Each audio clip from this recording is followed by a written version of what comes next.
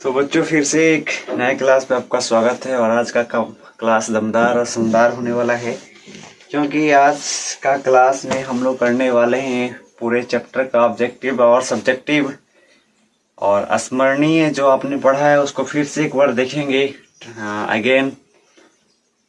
और one liner में मतलब एक लाइन में देखेंगे और न्यूमेरिकल के साथ ऑब्जेक्टिव सब्जेक्टिव के साथ ये क्लास को अलविदा कह दिया जाएगा। तो चलिए इसको शुरू करते हैं। तो अगर इसको स्क्रीनशॉट लेना चाहते हैं कोई फटाफट लीजिए।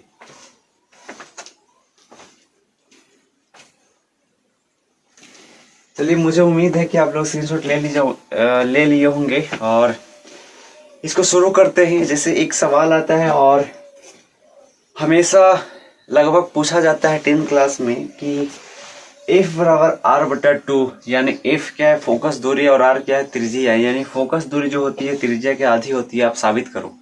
आप कैसे साबित करोगे? तो इसको मैं बना दिया हूँ ताकि आप बनाते समय टाइम वेस्ट ना हो। चलिए इसको फटाफट समझाते हैं। बहुत इजी है, बहुत ही इजी है। जैसे बोल रहा है कि फोकस दूरी F बराबर R/2 साबित करो, यानी त्रिज्या कौन है, यानी C और P है। C और P क्या त्रिज्या है। तो आप ये साबित करो कि ये जो F है यानी PF क्या है, इसका आधा है, यानी PC का PF आधा है, यानी PC जो है पूरा इसका आधा कौन है, PF साबित करना है।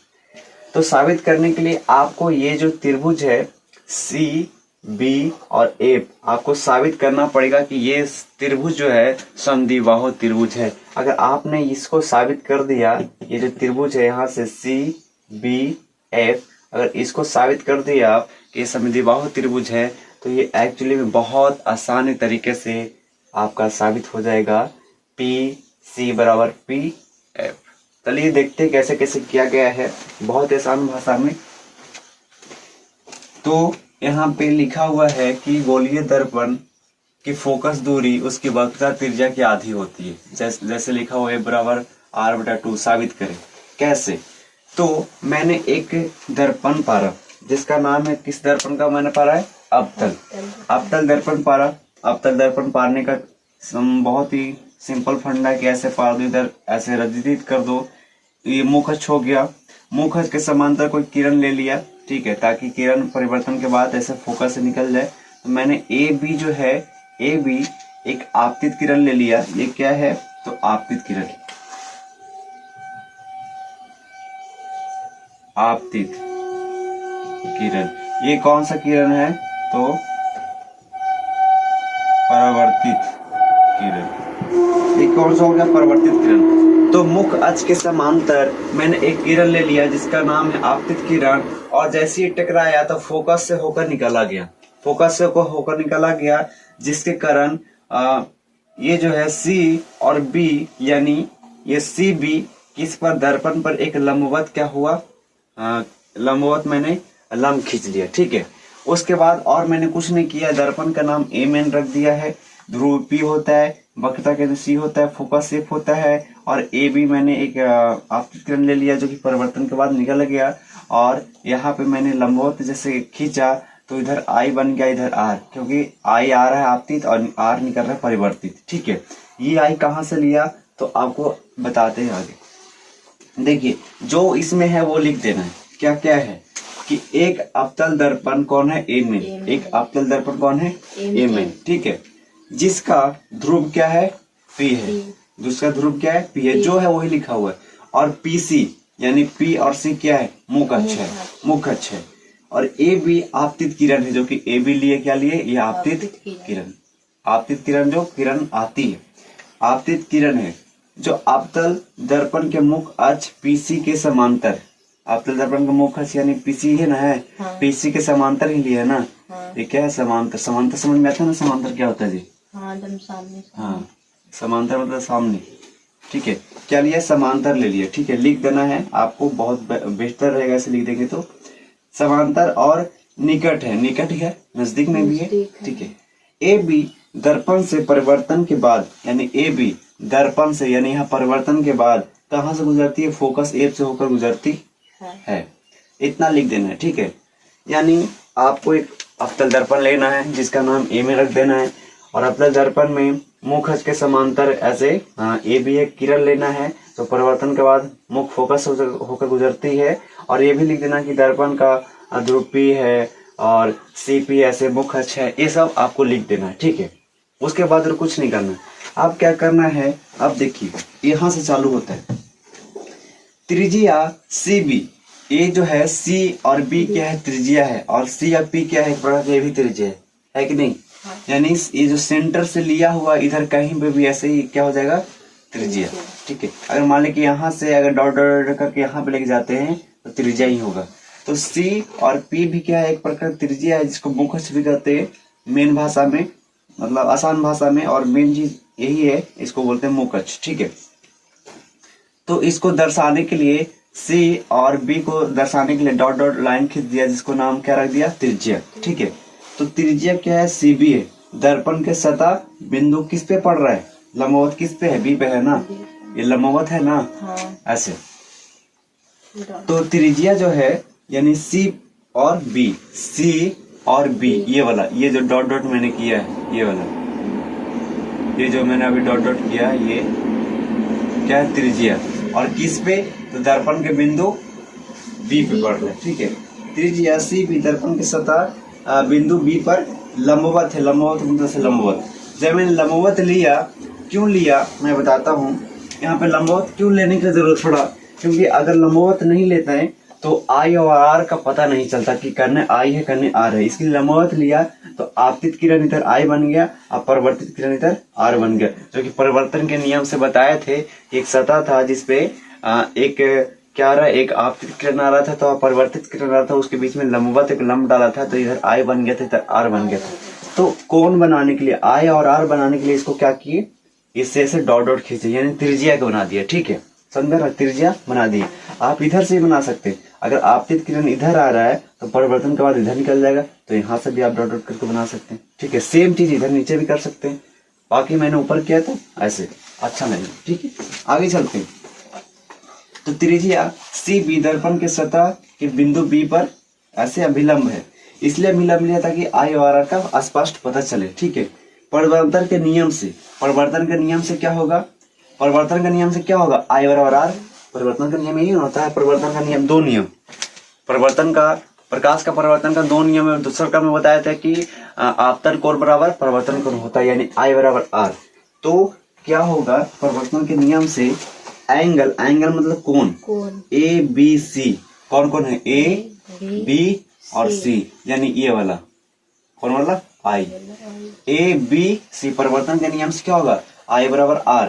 तो कोण ले लो, कोण क्या हो जाएगा, ABC बराबर एंगल CBF, यानी I बराबर R हो गया, यहाँ पे लिखा हुआ I बराबर R हो गया। बस यही आपको लिखना है, I बराबर R। अब क्या होगा, I बराबर R कितना हो गया। अब क्या होगा, यहाँ पे देखिए, जब ये बराबर ये हो गया तो यहाँ से और यहाँ ये हो गया एकांतर कोण, ठीक है। एकांतर कोण मतलब यहाँ और इसके अंदर ये वाला और ये वाला एकांतर कोण। अगर ये 90 डिग्री है तो ये भी 90 हो जाएगा, ये 50 तो ये 50 हो जाएगा, अरे यहाँ 60 है तो यहाँ 60 हो जाएगा। एकांतर में क्या होगा, बराबर हो जाएगा। क्या होता है, बराबर, समझ रहा ना।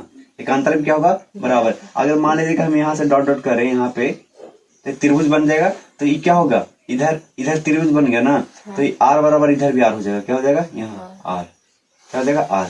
अगर यहाँ मैंने त्रिभुज ऐसे बना दिया तो एकांतर कोण ये भी है ना इधर। अगर जब तक ये नहीं है तब तक नहीं होगा, क्यों, क्योंकि ये त्रिभुज नहीं है। लेकिन अगर हम इधर त्रिभुज अगर लाइन खींच दें तो क्या R बराबर ये भी R हो जाएगा यहाँ पे भी, ठीक है। तो अभी फिलहाल नहीं है, अभी फिलहाल यही है I और ये वाला, क्योंकि ये वाला क्या है, एकांतर कोण, ठीक है, एकांतर कोण। तो ये क्या हो जाएगा, ये भी I तो ये भी है, तो यह लिखा हुआ है एंगल ABC, एंगल ABC बराबर एंगल BCF। BCF क्या है, एकांतर कोण, एकांतर कोण। तो ये था I, तो इसीलिए यहाँ पे भी लिख दिए थे क्या, कोण I। क्यों, क्योंकि एकांतर कोण है, ये जितना रहेगा ये इतना हो जाएगा। तो ये कितना है, I, तो ये हो जाएगा I। बस इतना हो गया। उसके बाद लिखा हुआ I बराबर I, आई बराबर आई भी क्या किए आपको स्पष्ट मतलब ऐसे समझाने के लिए लिख दिए हैं आई बराबर आर, सॉरी आई बराबर आई, क्योंकि यहाँ पे आई है यहाँ पे आई, क्योंकि ये एकांतर कोण है, एंगल ए बी सी और एंगल सी सॉरी हाँ एंगल ए बी सी और एंगल बी सी एफ क्या एकांतर कोण है। ठीक है, अब एकांतर कोण है तो ये दोनों कोण क्या हो गया बराबर, जैसे यहाँ पे लिखा हुआ, इसलिए आई बराबर आई हो गया ये वाला, तो इसलिए ये तो पहले से आर था, पहले से क्या था आर था, और ये हो गया आई हो गया, तो हम परिवर्तन का नियम में बताए होंगे कि आई बराबर आर होता है, तो ये कौन है ये कौन तो बराबर हो गया, आई बराबर आर होता है, अगर आई 90 है तो आर भी 90, अगर आई 45 है तो आर भी 45, एकांतर कौन से यहाँ आ गया ये वाला आई यहाँ आ गया, तो यहाँ आ गया तो यहू बराबर हो गया यहू बराबर हो गया, यानी ये त्रिभुज क्या होगा सी बी एफ या फिर बोलो बी सी एफ या फिर एफ सी बी कुछ भी बोलो, ठीक है, ये त्रिभुज को क्या होगा समद्विबाहु हो गया, क्योंकि इसका और इसका दो भुजा क्या हो गया बराबर, जैसे लिखा हुआ है angle B sorry C B F यानी C B F C B जो कहा बताया था ना कि बी क्या होता है मेन एंगल होता है, बी क्या होता है यानी बीच वाला मेन एंगल होता है, तो बी कहाँ है यहाँ ना, अब बी को चाहिए आर, तो यहाँ पे आर लिख दिए इसके सामने। उसके बाद देखिए एंगल बी सी एफ बीच वाला क्या होता है मेन कौन होता है बी सी एफ, तो बी सी क्या है आई, तो यहाँ पे आई लिख दिए, तो आई बराबर आर या फिर आर बराबर आई, तो आई बराबर आर या फिर आर बराबर आई जब हो गया ये दोनों कोण बराबर हो गया तो बच गए ही ना। अब किसी त्रिभुज का दो कोण बराबर हो जाए तो उसको बोलते हैं समद्विबाहु त्रिभुज, वही तो आपको बताया थे कि ये त्रिभुज आपको बराबर करना है, मतलब समद्विबाहु आपको साबित करना है कि इसका दो भुजा बराबर है। तो मैंने क्या एक दर्पण ले लिया, दर्पण में जो कि दर्पण में बनाना होता है वो बना दिया, मुख्य से बना दिया, यहाँ पे पी लिख दिया एफ लिख दिया और सी लिख दिया, इसके समांतर एक आपतित किरण ले लिया ए बी आपतित किरण ले लिया, जो परिवर्तन के बाद मुख्य फोकस से होकर गुजर गई, मुख्य फोकस से होकर गुजरी, और इसको परिवर्तन का नियम क्या कहता है कि आई बराबर आर होता है दूसरा नियम, तो इसको दर्शाने के लिए यहाँ से एक त्रिज्या ले लिए डॉट डॉट करके, ताकि आई इधर लिखा जाए और आर इधर से लिखा जाए, इसको लिखने के लिए लिए हैं, ठीक है, इसको कोई पर्पस इसका सिर्फ एक ही पर्पस है, इसको यहाँ से डॉट डॉट कर दिया ताकि आई बराबर आर हो जाए और हमको ये त्रिभुज साबित करने में बहुत ही आसानी हो जाए, ठीक है, बस इसलिए लिए, ठीक है। और हम ले भी सकते हैं कहीं में भी आर ले सकते हैं, यहाँ से इधर भी ले सकते हैं ऐसे, क्योंकि यहाँ से कि कोई दिशा में लिया हुआ ऐसे लंबवत क्या हो जाएगा त्रिज्या ही होगा, ठीक है, समझ में आ रहा है। तो ये ले लिया तो यहाँ बन गया आई, यहाँ बन गया आर, तो ये आई है और ये हो जाएगा आई, क्योंकि ये और ये वाला एकांतर कोण है, क्या हो जाएगा एकांतर कोण बराबर होता है, जितना यहाँ पे होगा ये वाला, अगर आई 45 है तो यू 45 हो जाएगा, आई 90 है तो यू 90 हो जाएगा, आई 100 है तो यू 100 हो जाएगा, क्योंकि एकांतर कोण क्या होता है बराबर, ठीक है। तो आई बराबर आई हो गया, जब ई हो गया आई हो गया, अरे पहले से आर था, तो पहले से ई हो गया आई, सॉरी ये आई हो गया, आई पहले से आर था, और हम आपको लिखाए थे परिवर्तन के नियम में कि आई बराबर आर होता है, तो आई बराबर आर यानी ये दोनों कोण क्या हो गया बराबर हो गया, एक कोण बच गया। तो जब हम जानते हैं कि किसी त्रिभुज का दो कोण अगर बराबर हो जाए, एक कोण मतलब डिफरेंट रहे, उसे समद्विबाहु त्रिभुज कहते हैं। अब समद्विबाहु त्रिभुज जब हमको प्रूव कर ही दिए तो बस आगे लिखना है, लिख दिए यहाँ पे, तो त्रिभुज ये किसका है त्रिभुज का, तीन कोण है ना 1 2 3, त्रिभुज बी सी एफ, कौन कौन बी सी एफ एक समद्विबाहु त्रिभुज है, मैंने लिख दिया, क्या किया मैंने लिख दिया। अच्छा जब समद्विबाहु त्रिभुज है तो क्या होगा बताओ क्या होगा, ये वाला और ये वाला, यानी यहाँ से समद्विबाहु त्रिभुज होता, इसमें दो कोण कौन कौन बराबर लग रहा है, यहाँ से ये वाला यहाँ तक और यहाँ से ये वाला बराबर नहीं लग रहा है आपको, ये दोनों समद्विबाहु त्रिभुज में दो कोण बराबर है, ये वाला और ये वाला, और ये जो देखो डॉट डॉट कितना लंबा है, जैसे यही ना है ऐसे है, यानी डॉट डॉट डॉट डॉट मैं कर दे रहा हूं, ठीक है, ये है और ये वाला है, यही ना आपको दिखाई दे रहा है, मतलब थोड़ा सा ऐसे है, मतलब नेभा हुआ है ऐसे इस तरीके से, ये ऐसी है ना। तो ये बताओ कि ये कितना लंबा है कि नहीं, लेकिन ये दोनों लगभग बराबर है, ये दोनों बराबर। तो उसी को बोलते हैं, यानी ये जो भुजा है इसको क्या बोलते हैं, भुजा। त्रिभुज में 3 भुजा होता है, कितना भुजा, 3 भुजा, पहले का, दूसरा का, तीसरा का, ठीक है। इसको कर्ण बोलते हैं, ये जो क्या है कर्ण, कर्ण सबसे लंबा होता है। तो ये दोनों भुजा क्या हो गया, बराबर हो गया, कर्ण लंबा, यानी 2 भुजा बराबर हो गया, उसको क्या बोलते हैं, समद्विबाहु। यानी ये वाला और ये वाला बराबर हो गया। तो यही लिखा हुआ है, क्या लिखा हुआ है, बी एफ, यानी बी और एफ बराबर एफ सी, यही ना लिखे।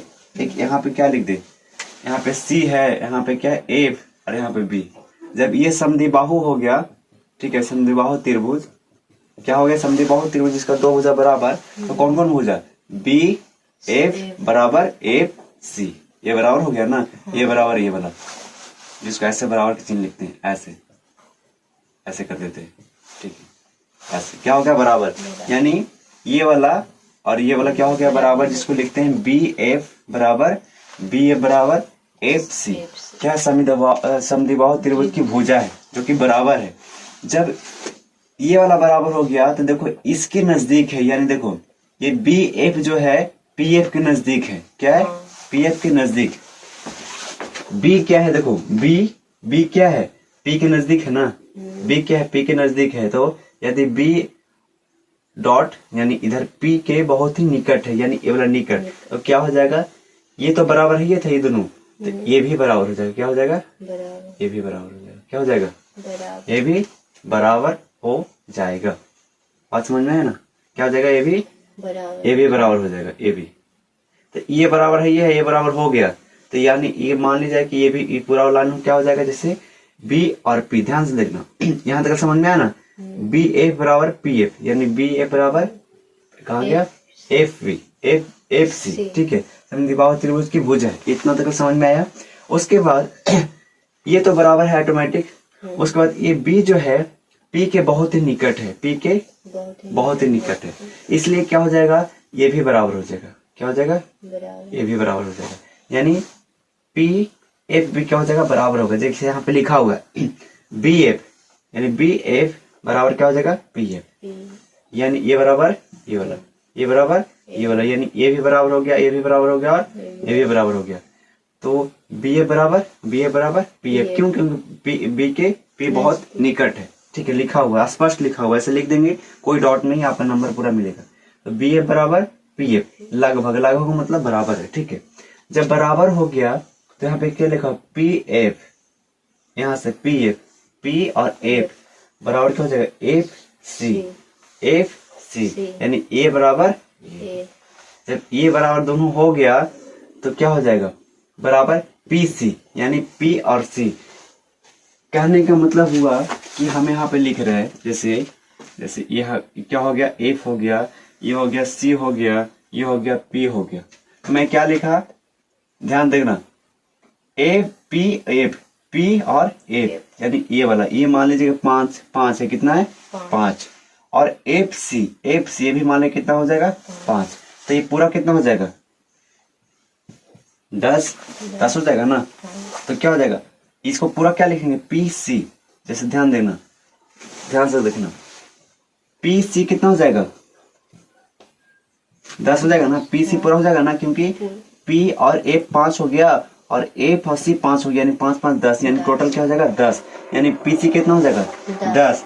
अगर पीसी को 2 भाग कर देंगे तो क्या हो जाएगा 5 5, यानी आ जाएगा ना, ये हो 5 है, ये 5, तो ये लिखा हुआ पी एफ बराबर पी सी बराबर पी एफ बराबर एफ सी बराबर पी सी बटा 2, यानी 2 से जैसे भाग देंगे तो ये दोनों क्या हो जाएगा बराबर। बात समझ में आई, यानी ये क्या था, पी एफ मैंने 5 मान लिया, एफ सी समझाने के लिए लिख रहा हूँ, ठीक है, एफ सी ये भी 5 मान लिया। जब ये दोनों को जोड़ेंगे तो पूरा निकल जाएगा, निकलेगा ना, ये दोनों को जोड़ेंगे तो क्या निकल जाएगा पूरा, यानी पीसी निकल जाएगा, कितना हो जाएगा 10। तो ये लिखा हुआ है पी एफ बराबर एफ सी बराबर पी सी बटा 10। इसको जब लिखेंगे, इसको काटेंगे तो क्या हो जाएगा, कोई एक बराबर क्या हो जाएगा, यानी मान लीजिए ये क्या होगा, पी और एफ क्या होगा, पी एफ क्या हो जाएगा, ये बक्ता सॉरी फोकस दूरी है ना, फोकस दूरी बराबर ये हो जाएगा पी और 2।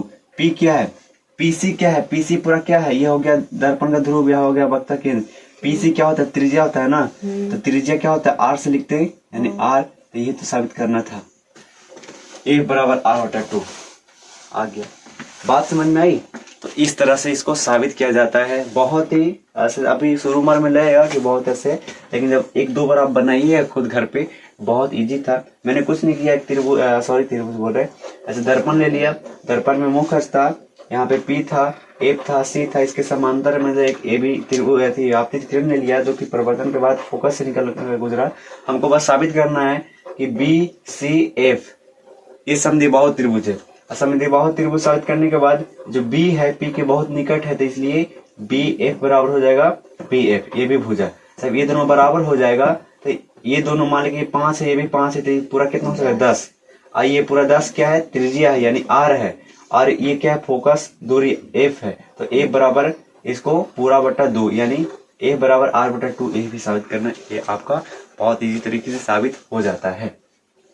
चलिए इसके बाद करते हैं न्यूमेरिकल, और बाकी है उसको न्यूमेरिकल देखते हैं फटाफट। इसको चल बोलो ऐसे करते हैं। इसके साथ साथ न्यूमेरिकल के पहले एक बार मतलब जितना भी अभी पढ़ा है ना उसको क्या करें, रिवीजन कर लेते हैं। ठीक है, पहले इसको रिवीजन करते हैं। जैसे मैंने आपको पढ़ाया था पूरा किताब में सबसे शुरू हुआ था कि प्रकाश क्या है। तो प्रकाश क्या है, तो प्रकाश क्या है, आई होप कि जानते होंगे कि प्रकाश यानी लाइट एक कारक है, एक माध्यम है जो किसी वस्तु पर पड़ने के बाद वहां से परिवर्तित होकर हमारी आंखों तक आती है, तब हम वस्तु को देख पाते हैं। उसके बाद प्रकाश स्रोत क्या है, प्रकाश स्रोत बताए थे कि प्रकाश जहां से मिलती है, ठीक है, प्रकाश जहां से क्या मिलती है, जैसे प्रकाश जहां से आती है, मिलती है, उत्पन्न होती है, उसको क्या बोलते हैं, प्रकाश स्रोत। जैसे लाइट से प्रकाश निकलती है, सूरज, मोमबत्ती, जलता हुआ मोमबत्ती, लैंप, जलता हुआ लैंप, ये सब क्या है, प्रकाश का स्रोत है। अब प्रकाश का स्रोत बताया था कि दो प्रकार का होता है, एक प्राकृतिक का, दूसरा मानव निर्मित। प्राकृतिक का मतलब होता है कि जो प्रकृति के द्वारा दिया हुआ हो, ठीक है, जैसे सूरज हो गया, तारे हो गया, जुगनू हो गया। और मानव निर्मित का मतलब होगा जो मनुष्य ने बनाया, जैसे LED हो जाता है, बल्ब, लैंप हो जाएगा, और आपका दिया हो जाएगा, बहुत सारे तमाम चीजें। उसके बाद जो वस्तु प्रकाश उत्सर्जित करते हैं उसको क्या बोलते हैं, प्रदीप्त बोलते हैं, प्रदीप्त पिंड। पिंड का मतलब वस्तु, और जो वस्तु प्रकाश उत्सर्जित नहीं करते हैं उसको बोलते हैं अप्रदीप्त पिंड। उसके बाद पढ़ाते हैं कि प्रकाश की किरण क्या है। प्रकाश की किरण क्या है, तो एक सरल रेखा में चलने वाली किरण को प्रकाश की किरण कहते हैं। यानी प्रकाश हमेशा क्या चलती है, सरल रेखा की, इधर तिरछा तिरछी नहीं, ऐसा नहीं, एकदम सरल रेखा में चलती है, एकदम सीधा चलती है। ठीक है, तो प्रकाश की किरण क्या है कि सरल रेखा में चलने वाली किरण को प्रकाश की किरण कहते हैं। उसके बाद प्रकाश का किरण पुंज क्या है, प्रकाश का किरण पुंज क्या है, तो किरणों को समूह को किरण पुंज कहते हैं। और किरण पुंज 3 प्रकार के होते हैं, कौन कौन, अपसारी किरण पुंज, समांतर किरण पुंज और अभिसारी किरण पुंज। समांतर बताए थे कि जिसके प्रकाश की किरणें समांतर, उसे समांतर किरण पुंज कहते हैं। अभिसारी में क्या बताए थे, अभिसारी अपसारी में क्या बताए थे, अपसारी में एक बिंदु से चारों दिशाओं में प्रकाश फैल जाता है, यानी एक बिंदु से निकलकर चारों दिशाओं में प्रकाश फैल जाता है, उसको क्या बोलते हैं, अपसारी। और एक बिंदु पर आके मिलते उसे अभिसारी। ठीक है, तो इस तरह से था। उसके बाद पढ़ाए थे कि पारदर्शी, पारभासी और अपारदर्शी। पारदर्शी किसे कहते हैं, वह मतलब वस्तु जो जिससे प्रकाश होकर आसानी से पार हो, जैसे पारदर्शी कहते हैं। वह वस्तु जिससे आसानी से पार ना हो, मतलब थोड़ा थोड़ा पार हो, उसे पारभासी कहते हैं। और वह वस्तु जिससे प्रकाश एकदम ना पार हो उसे अपारदर्शी कहते हैं। पारभासी और पारदर्शी और अपारदर्शी का एग्जाम्पल बताया था कि पारदर्शी जो है जैसे हो गया ट्रांसपेरेंट कांच, ठीक है, स्वच्छ जल हो गया, हवा हो गया, जिससे प्रकाश आसानी से पार हो जाती है। और पारभासी में तेल से लगा हुआ घिसा हुआ कागज, मतलब ऐसे जो कागज है ना उसको तेल में से, बाल में जो तेल होता है उसको ऐसे लगा देंगे, ऐसे करके घिस देंगे, और उससे जो सूर्य की किरण पार होगी, बहुत थोड़ा थोड़ा पार होगी। गंदा जल बोल सकते हैं, और सारी चीज थी, हाँ, घिसा हुआ कांच हो गया। और अपारदर्शी में तो कुछ भी हो सकता है, जैसे ईटा, पत्थर, लोहा, लकड़ी। ठीक है, उसके बाद था कि प्रकाश का परावर्तन। ठीक है, तो प्रकाश किसी वस्तु से टकराने के बाद क्या होती है, लौट जाती है। उसको क्या बोलते हैं, प्रकाश का परावर्तन। प्रकाश का परावर्तन कितना, 2 प्रकार का होता है। प्रकाश का परावर्तन कितना नियम है उसका, 2 नियम है। आपको बताया था कि आपतित किरण, परावर्तित किरण तथा आपतन बिंदु पर खींचा गया लंब तीनों एक ही समतल में होता है। और जो अभी बताया आपतन कोण बराबर परावर्तन कोण, इसी से तो बना आई बराबर आर, इसलिए तो त्रिज्या खींचा, मतलब ऐसे डॉट डॉट करके, ताकि आई बराबर आर स्पष्ट दिखे। तो ये एकांतर कोण हो जाएगा आई, और ये वाला आई एकांतर कोण हो जाएगा। तो ये भी बराबर, एक भुजा रह गया तो उसको बोलेंगे समद्विबाहु त्रिभुज। तब ये जब बराबर हो गया तो बी जो है पी के बहुत निकट है, तो इसलिए ये बी और एक जो भुजा है तो ये भी हो जाएगा बराबर पी एफ, ये दोनों बराबर हो जाएगा। क्या होगा, दोनों बराबर। अच्छा ये दोनों बराबर हो गया तो ये दोनों बराबर यानी 5 5 10 हो गया, तो पूरा 10 हो जाएगा। तो ये हो जाएगा पी एफ बराबर पी सी बराबर एफ सी बराबर पी सी हो जाएगा। इसे लिख देंगे कि एफ बराबर आर बटा 2। ठीक है, ये जो आपका सब कुछ लिखा होगा। तो परिवर्तन के नियम से ये वाला क्या होता है, बनता है। उसके बाद बताए थे कि समतल दर्पण पर लंबवत पड़ने वाली प्रकाश की किरण क्या होती है, 90 डिग्री के बाद उसी पे क्या हो जाती है, अगर 90 डिग्री पड़ रही है, लंबवत पड़ रही है, तो उसी दिशा में वापस क्या हो जाएगी, निकल जाएगी, लौट जाएगी। ठीक है। उसके बाद बताए थे प्रतिबिंब क्या है। प्रतिबिंब क्या है, बताए थे कि किसी बिंदु स्रोत से आने वाले प्रकाश की किरणें दर्पण से परिवर्तन के बाद उसी बिंदु पर मिलती है। ठीक है, जिसको बोलते क्या बोलते, प्रतिबिंब कहते हैं। अब प्रतिबिंब 2 प्रकार का होता था, वास्तविक और आभासी। और आभासी प्रतिबिंब और वास्तविक प्रतिबिंब बताया था कि जिस बिंदु पर वास्तव में मिलती है उसे वास्तविक प्रतिबिंब, जिस बिंदु पर मिलती हुई प्रतीत होती है उसे आभासी प्रतिबिंब। ठीक है, आप याद करिएगा। उसके बाद जो प्रतिबिंब उल्टा होता है उसे क्या होता है, पर्दे पर प्राप्त किया जा सकता है। उल्टा यानी वास्तविक प्रतिबिंब को पर्दे पर प्राप्त किया जा सकता है, लेकिन काल्पनिक प्रतिबिंब को पर्दे पर प्राप्त नहीं किया जा सकता, क्योंकि काल्पनिक प्रतिबिंब हमेशा सीधा होता है। काल्पनिक प्रतिबिंब 2 कंडीशन में बनता है, एक उत्तल एक अवतल में, दोनों में। लेकिन अवतल में तब बनता है जब ध्रुव और फोकस के बीच हो, और उत्तल में तो काल्पनिक बनता ही है। उसके बाद बताए थे कि आभासी प्रतिबिंब, आभासी प्रतिबिंब क्या है ये भी बता दिए थे। आभासी प्रतिबिंब हमेशा क्या होता है, सीधा होता है। ठीक है, और समतल दर्पण में जो होता है वस्तु जितना दूरी पर रखा रहता है दर्पण में उतनी दूरी पर प्रतिबिंब बनता है, यानी वस्तु दूरी बराबर होता है प्रतिबिंब दूरी। गोलीय दर्पण बताया था कि गोलीय दर्पण क्या है, तो गोलीय दर्पण उस दर्पण को कहते हैं जिसका परावर्तक सतह एक खोखले गोले का भाग होता है। गोलीय दर्पण 2 प्रकार का होता है, अवतल और उत्तल। उत्तल क्या है, अवतल क्या है भी बता दिए थे कि जिसका परावर्तक सतह धसा हुआ हो यानी अंदर की ओर उसे अवतल, और जिसका परावर्तक सतह उभरा हुआ है उससे उत्तल, यानी क्या हो जाएगा, उत्तल दर्पण। ठीक है। और वक्रता केंद्र क्या है, तो गोलीय दर्पण जिस खोखले गोले का भाग होता है उसके केंद्र को ही बोलते हैं वक्रता केंद्र। वक्रता त्रिज्या, गोलीय दर्पण जिस खोखले गोले का भाग होता है उसकी त्रिज्या को वक्रता त्रिज्या कहते हैं। ठीक है, ये सब कुछ लिखाया हुआ है, कोई भी चीज मिसिंग नहीं है। उसका मुख्य अक्ष क्या है, तो गोलीय दर्पण के ध्रुव और वक्रता केंद्र सी को मिलाने वाले अक्ष को क्या बोलते हैं, मुख्य अक्ष या फिर प्रधान अक्ष। ठीक है। उसके बाद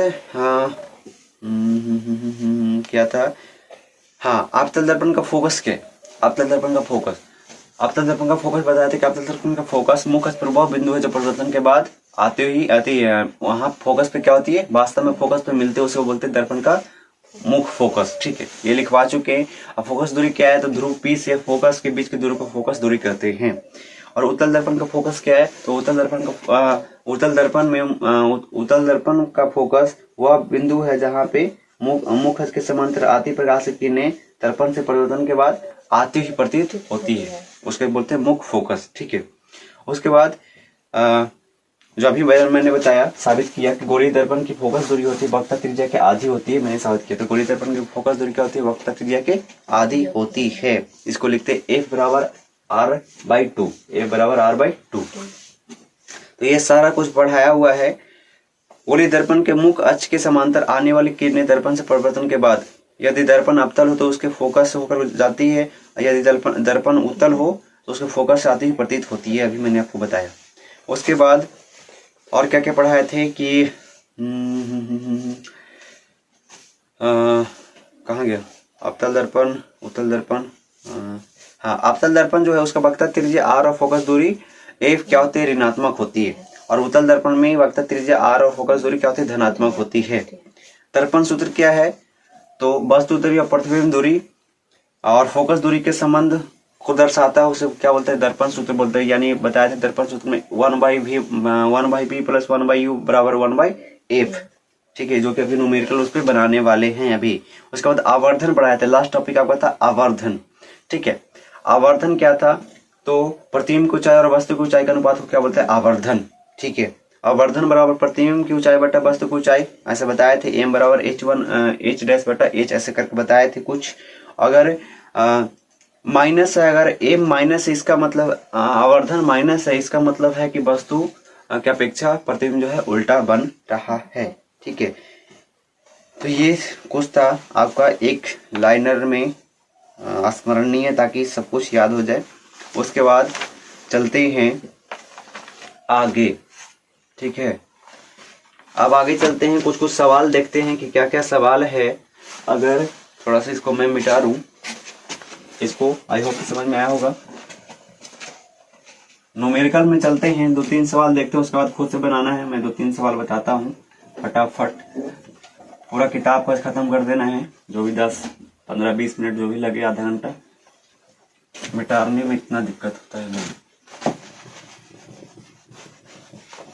और जितने भी नए लोग हैं ना, चैनल को फटाफट सब्सक्राइब कर लो, ताकि आने वाला हर एक अपडेट आप तक सबसे पहले पहुंचे।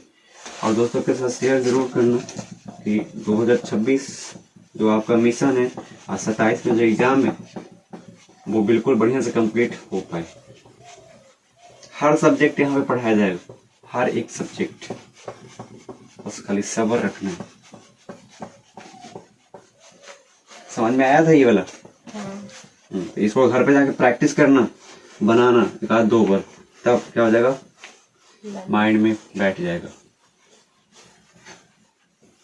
परिवर्तन का नियम याद रहेगा, आप बना लोगे इसको। और ऐसा लिखना पड़ेगा थोड़ा बहुत हिंदी में, थोड़ा बहुत नहीं लिखो चलेगा, लेकिन जो जो मेन पॉइंट है ना, वो सब लिखना पड़ेगा। एकांतर कोण ये लिखना पड़ेगा, कौन कौन एकांतर कोण है, संधि बाहु त्रिभुज के 2 भुजा बराबर हुआ कि नहीं हुआ, ये सब लिखना पड़ेगा ऐसा।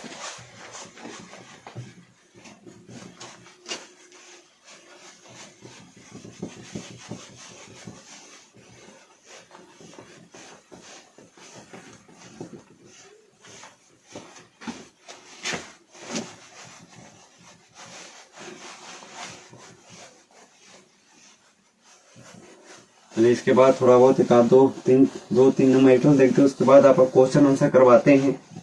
क्वेश्चन आंसर देखते कितना लोग बना पाए हैं, याद कर पाए, याद वाद करके आए हो ना? क्लास देखे थे गए थे तब?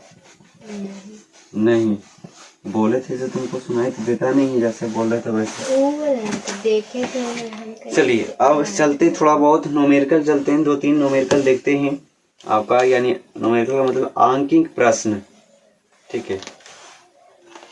इसमें क्वेश्चन है, क्वेश्चन नंबर 1 बोल रहा है कि गोलीय दर्पण जो है उसकी वक्रता त्रिज्या यानी R जो है कितना है? 24 सेंटीमीटर है। तो आपको F निकालना है। F क्या हो जाएगा? तो बताया था कि F बराबर R/2 होता है, यानी 24/2, यानी कितना हो जाएगा? 12 सेंटीमीटर, ठीक है। ये क्या हो जाएगा? 12 सेंटीमीटर। R दिया हुआ 24 सेंटीमीटर, F निकालना, तो हम बताया था कि F बराबर R/2 होता है। तो F बराबर R/2 होता है, यानी 24/2, यानी बच जाएगा 12 सेंटीमीटर। क्वेश्चन नंबर 2 बोल रहा है कि एक अवतल दर्पण है, ठीक है। कौन सा दर्पण? अवतल दर्पण है, जो कि यहाँ पे रंगा हुआ अवतल दर्पण है, और फोकस दूरी है 15 सेंटीमीटर, यानी F कितना है? 15। F कितना है? ये क्या हो जाएगा? P, क्या हो जाएगा? P से F कितना है? 15 सेंटीमीटर, ठीक है। और दर्पण से यानी हम जानते हैं कि दर्पण के ध्रुव से सब दूरी मापा जाता है, यानी दर्पण से यहां से लेकर यहाँ जो है आपका रखा हुआ है, यहाँ पे मान लीजिए यहाँ पे रखा हुआ कोई वस्तु O, ठीक है। वस्तु O रखा हुआ जिसका दूरी है 60 सेंटीमीटर। कितना? 60 सेंटीमीटर। कितना? 60 सेंटीमीटर रखा हुआ है। तो बोल रहा है कि प्रतिबिंब का दूरी निकालो। हम जानते हैं कि पीओ यानी पी क्या होगा ध्रुव और ओ क्या होगा वस्तु की दूरी, यानी पीओ को हम बताए थे कि पीओ को लिखते हैं यू से, यू बराबर क्या हो जाएगा 60 सेंटीमीटर, यू बराबर क्या हो जाएगा 60 सेंटीमीटर। और जानते कि ये है अवतल दर्पण, कौन सा अवतल दर्पण। और बताए थे कि पी से चिन्ह परिपाटी में क्या बताए थे आपको कि बाईं ओर जाने पर सब क्या होता है ऋणात्मक, यानी ई बराबर क्या हो जाएगा -60, बताए थे ना। चिन्ह परिपाटी में इसलिए बताए थे कि बाईं ओर यानी ध्रुव से बाईं ओर जाने पर क्या होता है सब माइनस होता है, यानी बाईं ओर रखा हुआ है ना, क्या हो जाएगा -60 सेंटीमीटर, यानी ध्रुव से और वस्तु जो रखा हुआ है ओ, ये क्या है ओ रखा हुआ ओ, ठीक है, जिसको पीओ बोलते हैं। और पीओ को लिखे थे यू से, तो यू बराबर हो जाएगा 7 सेंटीमीटर, लेकिन प्लस में कि माइनस में, तो माइनस में क्योंकि ये है बाईं ओर माइनस में। और इसका प्रतिबिंब कैसा बनेगा, प्रतिबिंब बाईं ओर बनेगा ना, वो भी माइनस, और फोकस दूरी भी बाईं ओर, तो ये भी माइनस, यानी फोकस दूरी एफ, तो ए बराबर क्या हो जाएगा, ये भी माइनस, यानी -15 सेंटीमीटर। समझ में आ रहा ना। तो यू है और एफ है, तो हमको निकालना क्या है भी, यही है ना, भी निकालना है। तो कैसे, इसके सूत्र पे निकाले थे, क्या लिखे थे 1/v प्लस 1/u बराबर 1/f, 1/v plus 1/v plus 1/u plus 1/f बराबर 1/f। तो कितना है, हमको निकालना क्या है भी ना, हमको क्या निकालना है भी। तो हम क्या निकालेंगे 1/v बराबर लिखेंगे ना, तो 1/f यहाँ आएगा और ये चल जाएगा माइनस में 1/u, क्या हो जाएगा माइनस में चल जाएगा। 1/v हमको निकालना है तो लिख देंगे, और 1/f यानी f कितना है -15, 1 कितना हो जाएगा -15, यहाँ पे से माइनस है, और ये कितना है -16 सॉरी 60, यानी 1/u यानी u कितना है -60। तो अब आप कर लोगे ना ऐसे, भिन्न का जोड़ घटाव आता है ना, तो यहाँ से 1/v हो जाएगा, और 1/-15 और -15 यहाँ क्या हो जाएगा प्लस, यानी 1/60। अभी दोनों का एलसीएम कितना होगा, 15/60 का एलसीएम कितना होगा बोलो, 15/60 का एलसीएम, 15/60 का एलसीएम कितना होता है 60 ही होता है ना। अरे एलसीएम निकालो ना, 15 और 60 का एलसीएम कितना से लाएगा, 2 से तो लाएगा ना, 3 से लाएगा, कितने मरतबे 5, अरे कितना हो जाएगा 20 मरतबे, फिर कितना से लाएगा 5 से 1 मरतबे 4, बात ये 15 चुको 60 आया ना, 60 आ गया। अब 60 को 15 से भागा देंगे तो कितना होगा 15 चुको 60, यानी 4 मरतबे, और 4 में 1 से थे गुना 4, यहाँ माइनस है तो माइनस, यहाँ प्लस है तो प्लस, और 60 में 60 से भागा देंगे तो 1 आएगा, और 1 में 1 से गुना करते 1, ये हो जाएगा 4 में से -4 में से 1 जाएगा तो हो जाएगा 3/60, इसको काटेंगे तो कितना हो जाएगा 20, यानी -20, क्या हो जाएगा -20, क्या आ जाएगा 20, यानी क्या था ये यहाँ आ जाएगा नीचे होगा ना, जैसे -20 यहाँ आएगा -20, यानी 1/v बराबर हो जाएगा -1/20 ऐसे। तो इसका मतलब हुआ कि जो ये v हो जाएगा, इसे लिख देते v बराबर -20 सेंटीमीटर, यानी v जो है v क्या है प्रतिबिंब की दूरी, यानी प्रतिबिंब क्या है, यानी P से जो v बनेगा, ये v यानी प्रतिबिंब की दूरी जो होगा कितना होगा -20 सेंटीमीटर, यानी 20 सेंटीमीटर, इसको बोलते हैं 20 सेंटीमीटर, यानी ध्रुव से 20 सेंटीमीटर पर क्या बनेगा प्रतिबिंब। अगर कोई वस्तु ध्रुव से 60 सेंटीमीटर पर रखा हुआ, उसका फोकस दूरी 15 है, तो उसका प्रतिबिंब कहाँ बनेगा 20 सेंटीमीटर पर बनेगा। तो ये हो गया। और कैसा बनेगा, तो वास्तविक बनेगा। क्या बनेगा, वास्तविक के साथ उल्टा बनेगा ना, और उल्टा बनेगा, ठीक है। ये था, समझ में आया ऐसे। अब कोई भी रहेगा तो बना लोगे ना। अगर बोलेगा कि दूसरा में बोलेगा, क्या बोलेगा, आप लोग समझ में आया क्या किए। एक दर्पण था जिसमें P से F की दूरी यानी F दिया हुआ था 15 सेंटीमीटर, और वस्तु की दूरी यानी PO यानी U वस्तु की दूरी, हम सब कुछ लिखाया हुआ, आप याद करना। PO के लिखे थे U से संकेत किया जाता है, यानी U बराबर 60 सेंटीमीटर। हम जानते हैं कि चिन्ह परिपाटी में बताए थे कि ध्रुव से बाईं ओर सारा दूरी क्या होता है ऋणात्मक में होता है, तो सब क्या हो जाएगा माइनस में हो जाएगा, क्योंकि ये P से बाईं ओर सब है, क्या हो जाएगा माइनस में। अगर आप उत्तल में होता इधर, तो क्या हो जाता आपका ये माइनस में, और फोकस प्लस में हो जाता, और प्रतिबिंब दूरी भी क्या हो जाता प्लस में माइनस में। अगर ये उसमें देखना पड़ता कहाँ पे बन रहा है, ठीक है। आगे चलते, तो यहाँ पे हो गया। यू दिया हुआ है, एफ दिया हुआ है, भी हमको निकालना है। तो दर्पण के सूत्र से क्या होता है 1/, ये क्या है दर्पण का सूत्र, ये क्या है दर्पण का सूत्र, दर्पण का सूत्र, दर्पण सूत्र क्या है, दर्पण सूत्र 1/v प्लस 1/u बराबर करता है 1/f। तो हमको निकालना क्या है v ना, 1/v करेंगे यहाँ बराबर, तो ये वाला यहाँ आ जाएगा और ये प्लस 1/u इधर जाएगा, देखो जाएगा -1/u। तो 1/v हमको निकालना, तो छोड़ देंगे 1/f, यानी f कितना है -15, तो 1/-15 माइनस है तो -1/u, यानी 1 को 1 रह जाएगा, u कितना है तो -60, तो -60 हो जाएगा।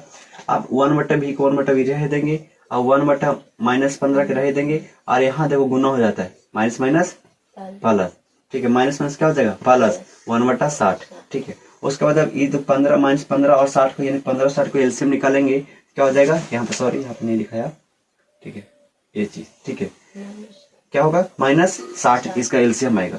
जब इसको ऐसे करेंगे, ठीक है, सही है ना, हाँ, इसको ऐसे अगर भागा देंगे तो हो जाएगा 15 में 60 से भागा देंगे, तो 4 मतलब कटेगा, और 4 एकम 4 यानी -4 यहाँ पे लगा रहेगा। उसके बाद क्या हो जाएगा यहाँ पे प्लस, ठीक है, इसको भागा देंगे तो क्या हो जाएगा 1 होगा, 1 में गुना करेंगे तो 1, आई हो जाएगा -4 में से +1 यानी घटेगा, यानी 3 हो जाएगा -3/60, इसको काटेंगे तो हो जाएगा -20, यानी 1/v बराबर -1/20, और इसलिए इसको लिखते हैं v बराबर -20 सेंटीमीटर। यानी ये जो क्या बनेगा, यानी P से -20 सेंटीमीटर पे आपका क्या बनेगा, आपका प्रतिबिंब बनेगा, ठीक है। ऐसे था, अगर रहता दिया हुआ रहता आपकी रहता दिया हुआ कि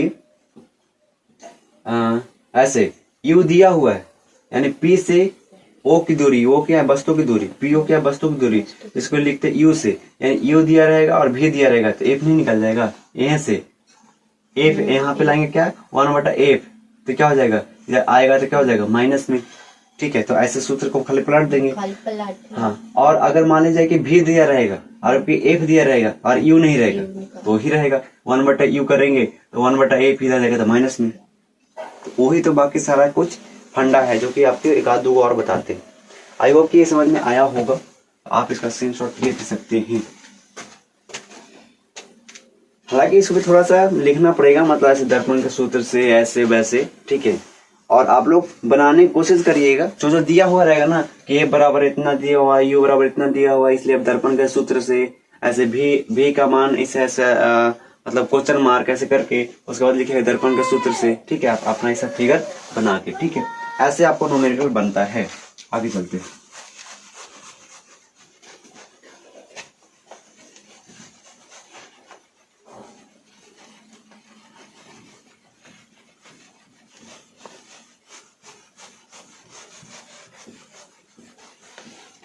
जैसे आपकी क्वेश्चन रहेगा, मैं क्वेश्चन एक देता हूं, क्वेश्चन नंबर 3 बोलेगा कि अवतल दर्पण है, कौन सा अवतल दर्पण, क्या हो जाएगा P, ये हो जाएगा F, ये हो जाएगा क्या हो जाएगा C। अब मैं दिया हूं और यहाँ पे दिया हूं कि यहाँ से ये क्या हो जाएगा फोकस दूरी F बराबर हो जाएगा आपका 20 दे देते, कितना 20 सेंटीमीटर, कितना सेंटीमीटर। और यहाँ पे मैं दे देता हूं ये वाला क्या हो जाएगा, ये हो जाएगा आपका I क्या है प्रतिबिंब, और PI क्या हो जाएगा, PI को क्या लिखते हैं V से, V बराबर हम लिख दिए 40 सेंटीमीटर, ठीक है। तो आपको निकालना है कि O निकालना है, O यानी O PO को क्या बोलते हैं U से, U बराबर वाट, यानी वस्तु की दूरी क्या है। तो हम जानते हैं चिन्ह परिपाटी के अनुसार, चिन्ह परिपाटी के अनुसार क्या होगा कि दर्पण के ध्रुव से बाईं ओर की दूरियां क्या होती है, ऋणात्मक होती है। तो F कितना दिया हुआ है, F क्या है फोकस दूरी 20 है ना, तो क्या हो जाएगा -20 ना, क्योंकि सारा दूरी माइनस में इधर से। उसके बाद V दिया हुआ है ना, V दिया हुआ ना 40, तक क्या हो जाएगा -40, और हमको U निकालना है, तो U क्या हो जाएगा माइनस में आएगा, लेकिन इसको भाट हम कर देंगे, भाट मतलब इसको निकालना है, कैसे निकलेगा, तो दर्पण के सूत्र से, दर्पण के सूत्र से क्या होता है 1/v प्लस 1/u बराबर 1/f, ये है हमको दिया है कौन कौन एफ भी और यू नहीं दिया तो यू निकालना है तो कहाँ से, ये वाला यहाँ आ जाएगा। जो निकालना है सबसे आगे, जो निकालना हो तो उसको सबसे आगे 1/u। तो क्या हो जाएगा ये बताओ, क्या हो जाएगा? ये हो जाएगा 1/f और इधर चल जाएगा माइनस में 1/v। यही होगा ना, क्या हो जाएगा ये माइनस में चल जाएगा। 1/u हमको निकालना है, 1/f कितना दिया हुआ है बोलो? 20। कितना? 20 माइनस 20 माइनस यहाँ पे 1/ कितना होगा 40 हो जाएगा, है ना? u कितना दिया हुआ 40, 1/20 माइनस 20 माइनस माइनस प्लस 1/40। अब 20 से 40 का एलसीएम दोगे कितना होगा? 20 40 का एलसीएम करो कितना, 2 से 10 20, कितना होगा 2 से 5 10, आपके 5 से 1 2 2 4 4 5 20 20 दूनी 40 ना, 40। अब इसको भागा देंगे तो कितना आएगा? भागा देंगे तो 2 आएगा, 2 से 1 से 2 आएगा तो 2 एकम 2 यानी -2, यहाँ पे हो जाएगा प्लस। अब भागा देंगे 40 में 40 से भागा देंगे तो 1 से 1 गुणा करें तो 1 यानी अब 2 में से 1 जाएगा तो बच जाएगा 1/40 1/40। तो क्या हो जाएगा आपका आंसर कितना आएगा? u बराबर -1/4 u बराबर -1/4 यानी 1/u है ना, 1/u बराबर -1/40 यानी u बराबर कितना हो जाएगा? -40 कितना हो जाएगा? -40। इसका मतलब आप क्या समझे? इसका मतलब समझे कि जो होगा प्रतिबिंब, यानी प्रतिबिंब जो है, प्रतिबिंब की भी दूरी कितना है? प्रतिबिंब की दूरी कितना है? 20 सेंटीमीटर। प्रतिबिंब की दूरी 40 है ना u, और आया कितना है वस्तु की दूरी? 40। अब फोकस दूरी कितना है? 20। यानी प्रतिबिंब दूरी और वस्तु दूरी दोनों साथे में है। इसका मतलब दोनों साथे में बढ़ रहा है, इसका मतलब जरूर आपका वक्रता केंद्र सी पर रखा होगा वस्तु। वक्रता केंद्र सी पर रखते तब तो सी पर बनता है, वक्रता केंद्र सी पर रखते तब तो सी पर बनता है। यानी प्रतिबिंब दूरी भी 40 सेंटीमीटर और वस्तु दूरी भी 40 सेंटीमीटर और इसका आधा। यानी यहाँ पे तो स्पष्ट था कि ये डबल है, इसका आधा है, इसका मतलब जरूर वहीं पे बनेगा। जब वहीं पे बनेगा तो वास्तविक बनेगा, उल्टा बनेगा और वस्तु के बराबर बनेगा, क्योंकि दोनों बराबर 40 है भी 40 है, दोनों के बराबर है ना, ऐसे निकलेगा। समझ में ना? तो ऐसे जो भी है सब कुछ ऐसे निकलेगा। उसके बाद आप चलते हैं, आप पूछेगा ये तो हो गया अवतल दर्पण। आप चलते हैं उत्तल दर्पण में बताते हैं उत्तल दर्पण में क्या क्या होता है। आप घर पर ट्राई करिएगा, बिल्कुल सब यही क्वेश्चन मिलेगा। कोई में 20 रहेगा, कोई में 50 रहेगा, कोई में 40 रहेगा, ऐसे ऐसे करके दिया रहेगा और इसमें कोई डिफरेंस नहीं है, सब एक ही है आपका न्यूमेरिकल में। और आप लोग बनाइएगा घर पे, अगर जो नहीं बनेगा कमेंट बॉक्स में लिख दीजिएगा कि हाँ ये नंबर का नहीं बन रहा, तो मैं क्लास में से बता दूंगा, ठीक है। पहले ट्राई तो करना है, ट्राई करना है घर पे जाकर बना के, ठीक है। चलिए आगे चलते हैं, तो देखते हैं जो भारी लगे, बाकी तो सब वही है। हाँ एक है आवर्धन वाला, जैसे यहाँ पे देखिए एक क्वेश्चन है आवर्धन वाला, एक क्वेश्चन है, ठीक है। क्वेश्चन ये है कि एक अवतल दर्पण के सामने, ध्यान सुनिएगा, एक अवतल दर्पण के सामने उसके अक्ष पर 10 सेंटीमीटर दूर रखी वस्तु का 3 गुना आवर्धन वास्तविक प्रतिबिंब बनता है। प्रतिबिंब की स्थिति क्या होगा? यानी कितना? 10 सेंटीमीटर है ना, कितना 10 सेंटीमीटर। आवर्धन कितना है? आवर्धन कितना है? 3x यानी 3 गुना। तो इसमें अब ये बन रहा है तो क्या हो जाएगा? माइनस में हो जाएगा ना, क्योंकि ये क्या है, देख ध्यान सुनना, अवतल दर्पण क्या बोल रहा है? अवतल दर्पण ये क्या है? अवतल दर्पण। और अवतल दर्पण में कोई वस्तु रखा होगा, इधर रखा होगा ना, और ये क्या है? P से इधर है, यानी क्या हो जाएगा? माइनस में हो जाएगा, माइनस में। और आवर्धन 3 गुना बन रहा है, इसको डायरेक्ट गुना करो, -10 × 3 क्या आएगा? कितना हो जाएगा? -30। कितना बनेगा? यानी दर्पण से यानी P से 30 सेंटीमीटर दूरी पर आपका प्रतिबिंब बनेगा। और ये बनेगा क्या? माइनस में, यानी आवर्धन माइनस में है तो माइनस में बनेगा। और आवर्धन माइनस का मतलब वस्तु उल्टा है। वस्तु क्या है? माइनस का मतलब बताते, वस्तु उल्टा है और उल्टा है तो वास्तविक होगा। क्या होगा? वास्तविक। यही तो था। यानी एक अवतल दर्पण के सामने उसके अक्ष पर 10 सेंटीमीटर क्या था? दूर रखा हुआ वस्तु रखी हुई थी और उसका 3 गुना आवर्धन बन रहा था। यानी 10 तिहाई 30, यानी डायरेक्ट कर देना है। अगर 5 गुना परसेंट बोलेगा तो 5 से डायरेक्ट गुना, यहाँ पे रहता 20, यहाँ पे रहता 5, तब 20 पचे 100, यानी दर्पण के ध्रुव से 100 सेंटीमीटर दूर ऐसे आपका प्रतिबिंब बन रहा है। और माइनस में है, या इसका मतलब वस्तु उल्टा है, और उल्टा है तो वास्तविक होगा। समझ में आ रहा है? ऐसे था। तो बस ट्राई करना है जाके, ज्यादा कुछ नहीं है। फिर आगे चलते हैं नेक्स्ट क्वेश्चन। मैं ऐसे ही बताऊंगा, क्योंकि अगर बताऊंगा पूरे तरीके से हिंदी में पूरा लिख लिख के पूरा बढ़िया से, आप लोग घर पे छाप लोगे जाके इस पे और बनाओगे नहीं। इसलिए मैं मोटा मोटी समझा रहा हूँ, ताकि घर पे जाओ और किताब उठाओ और पलट के बनाओ। ठीक है, आगे चलते। उसके बाद किधर गया? बाकी सब तो बन जाएगा, ये भी बन जाएगा।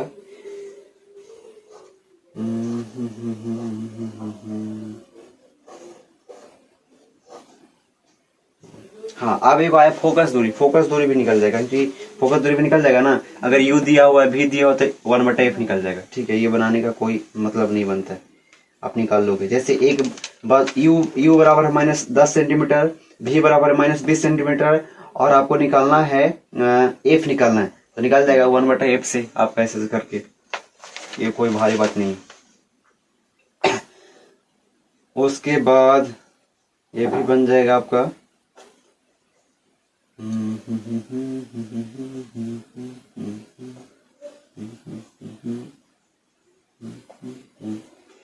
ये भी आपका बन जाएगा, सब बन जाएगा, सब बन जाएगा।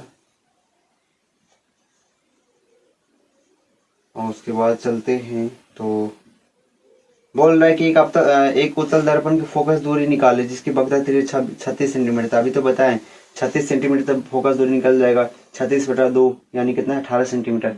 ये सब इसमें दिया हुआ है। उसके बाद फिर दिया हुआ कि एक उत्तल दर्पण से 20 सेंटीमीटर की दूरी पर एक वस्तु रखी है। उत्तल दर्पण में क्या रखे हुए? हाँ, उत्तल दर्पण में चलते हैं। उत्तल दर्पण में, एक उत्तल दर्पण में कहाँ रखी है? 20 सेंटीमीटर दूरी पे। ऐसे उत्तल दर्पण कैसे बनता है? ऐसे, ये ना, और ये क्या हुआ? दर्पण से 20 सेंटीमीटर दूर रखा हुआ है। इस साइड बनाओगे ना तो बढ़िया से होगा। ये क्या है? मान लीजिए कि आपका दर्पण है और ये हुआ रंगा हुआ, ये हो गया आपका P। अब बोल रहा है दर्पण से किधर रखा हुआ है? 20 सेंटीमीटर दूर। वस्तु इधर रखाएगा कि इधर रखाएगा? बोलो। क्यों इधर ना? क्योंकि ये परिवर्तक सतह इधर है ना। मान ली कोई वस्तु यहाँ पर रखा हुआ, कौन? O। और पीओ क्या हो जाएगा? पीओ वस्तु दूरी, यानी पीओ क्या लिखते हैं? यू से। यू से लिखते हैं। यू कितना दिया हुआ है? 20 सेंटीमीटर। और हम जानते हैं कि ध्रुव से बाईं ओर सबका दूरी क्या होता है? ऋणात्मक में। क्या हो जाएगा? -20 हो जाएगा। समझ में आ रहा है ना? उसके बाद दे रहा है कि इसका प्रतिबिंब दर्पण से इसका प्रतिबिंब दर्पण से 20 सेंटीमीटर दूर बन रहा है। दर्पण से 20 सेंटीमीटर किधर बनेगा? बोलो। इधर बनेगा ना। इधर पर दर्पण से दूर बन रहा है, यानी इधर। मान ले कि यहाँ पे बन रहा है कितना? आई बन रहा है। तो पी आई क्या होता है? बताए थे। पी आई यानी यहाँ से क्या हो जाएगा? P I. पी आई को क्या लिखते हैं? भी से। और कितना बन रहा है? कितना है दूर? यानी 12 सेंटीमीटर। तो इधर बन रहा है दर्पण से दाईं ओर, तो क्या हो जाएगा? प्लस में। तो भी बराबर +20 सेंटीमीटर। तब बोल रहा है कि फोकस निकालो। क्या निकालो? फोकस। फोकस भी क्या होगा? प्लस में ना। फोकस इधर किधर? इसका इधर होता है ना। क्या हो जाएगा? प्लस में। हो जाएगा मान लो कि C, ये हो जाएगा F।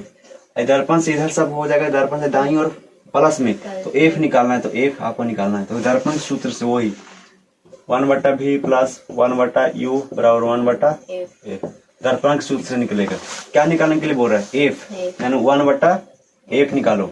1/f जब होगा तो क्या होगा? बोलो, क्या करोगे? जल्दी बताओ।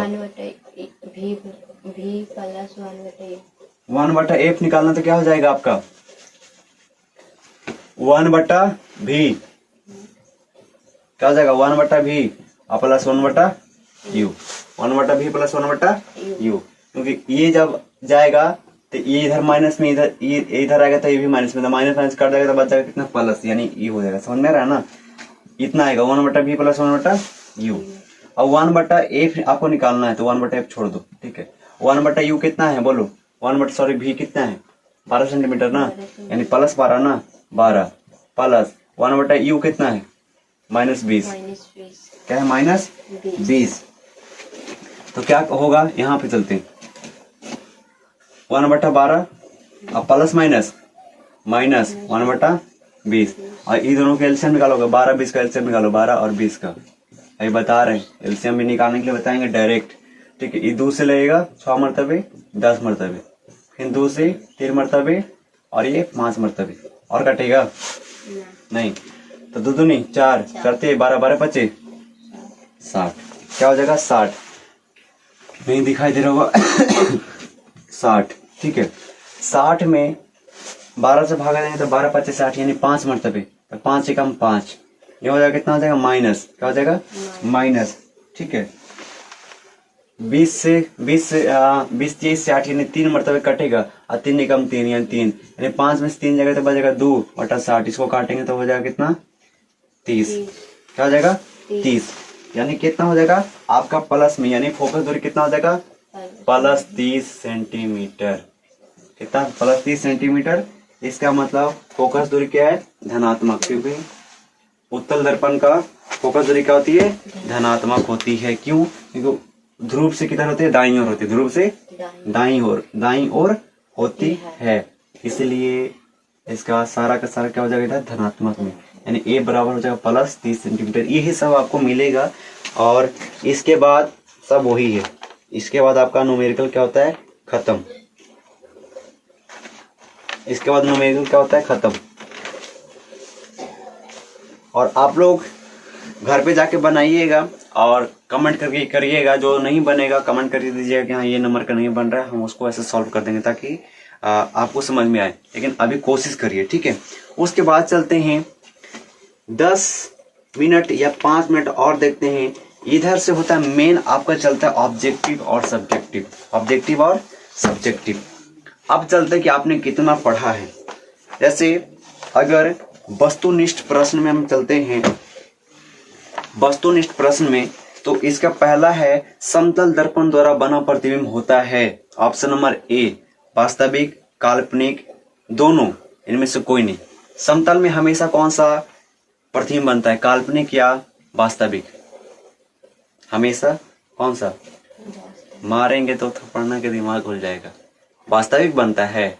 वास्तविक प्रतिबिंब को पर्दे पर उतारा जा सकता है, लेकिन काल्पनिक नहीं, हमेशा काल्पनिक बनता है। कहाँ ध्यान रहता है तुम लोगों को पढ़ाई में?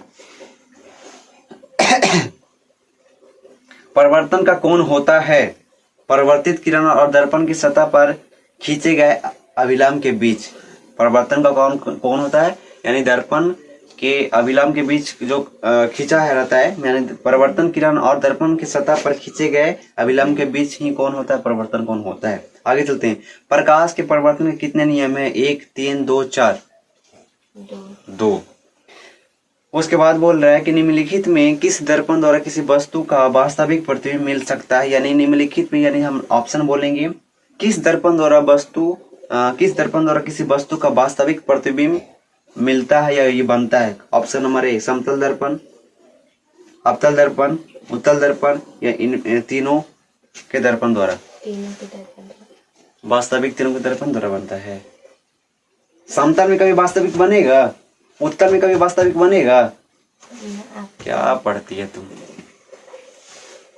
बताओ। याद नहीं करना है, बस खाली बोलना है ना। निम्नलिखित में किस दर्पण द्वारा किसी वस्तु का आभासी प्रतिबिंब प्राप्त किया जाता है? यानी आभासी बोल रहा है, सुनिएगा। आभासी केवल समतल दर्पण द्वारा, केवल उत्तल दर्पण द्वारा, केवल अवतल दर्पण द्वारा, या फिर इनमें से तीनों दर्पण द्वारा। आभासी किसमें बनता है? आभासी या काल्पनिक? आभासी तीनों में बनता है। समतल में भी, अवतल में तो उत्तल में तो बनवे करता है, समतल में बनवे करता है, और बनता है अवतल में भी। क्या बनता है? जब ध्रुव और एफ के बीच रखा हो। क्या तुम पढ़ती नहीं है? याद करो, याद तो सोटैया बढ़िया होगा। वस्तु से छोटा और आभासी प्रतिबिंब इनमें से किस दर्पण से प्राप्त होता है? वस्तु से छोटा और आभासी यानी सीधा कौन सा दर्पण से? समतल दर्पण, अवतल दर्पण, दोनों, या फिर उत्तल दर्पण? उत्तल दर्पण द्वारा छोटा बनता है। उत्तल दर्पण हम बोल रहे क्या बोल रहे हैं? वस्तु छोटा और आभासी प्रतिबिंब। आभासी किस में आता है? सीधा वाला में। और छोटा किस में आता है? छोटा उसमें बन ही नहीं सकता है, क्या बोलते हैं, अवतल में छोटा बनता है लेकिन सीधा नहीं बनता, उल्टा बनता है।